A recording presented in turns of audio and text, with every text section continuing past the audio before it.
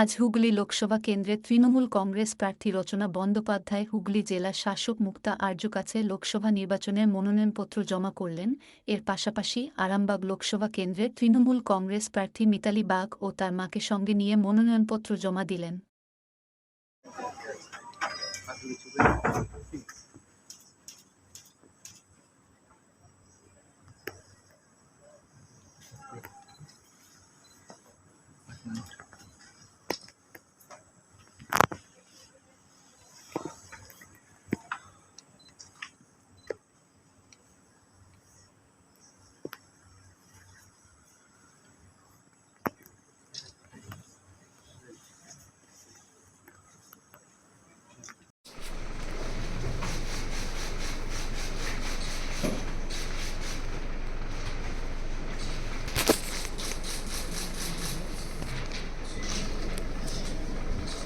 একটু সাইড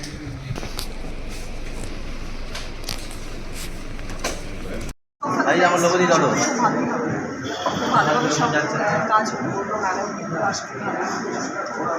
কেমন লাগছে ওভারঅল? অভিজ্ঞতা, নতুন জায়গা, প্রতিদিন শিখছি। টিভি 9টা ওটা তো ঠিক আছে। নিউজের মানুষের ভালোবাসা থাকলে, আশীর্বাদ থাকলে কোনো কিছু অসুবিধা নেই। দিদি দলীয় নেতৃত্ব ঠিক করেছেন আপনার জন্য বিশেষ সর্বক্ষণের পর্যবেক্ষণ দল পাঠাচ্ছেন, কি বলবেন? জেলা নেতৃত্বদের দিয়ে কি কাজ হচ্ছে না? না না, এরকম কোনো ব্যাপার না।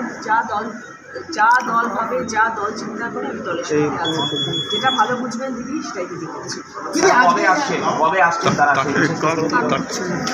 আপনি তো আমার কাছে অতি খবর আসেন দিদি। আজকে এই তাপদার মধ্যে কিন্তু অনেক কর্মী সমর্থক আপনার জন্য এসছে, উৎসাহ প্রকাশ করছে লক্ষ্মী ভাণ্ডার নিয়ে। এই লক্ষ্মী ভাণ্ডার কি আগামী দিনে লোকসভা ভোটে কি প্রভাব ফেলবে?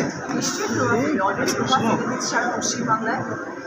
প্রত্যেকটি মানুষ সাপোর্ট করছে। আর মাত্র 20 দিন মতো আছে, কেমন খাটবেন? বাবা প্রচুর খাটছি এবং খাটা চলবে, আপনাদেরই পক্ষে চলবে। আশা করি সব ভালোভাবে হবে, আপনারা সবাই থাকবেন সাথে, দেখতেই পাবেন। বলুন, আমার পথ প্রদর্শক, তারপরে আমার মা প্রতিটা মুহূর্তে, আজকেও তাই আমার মা আমার সঙ্গে প্রচারও বেরিয়েছেন অনেকবার।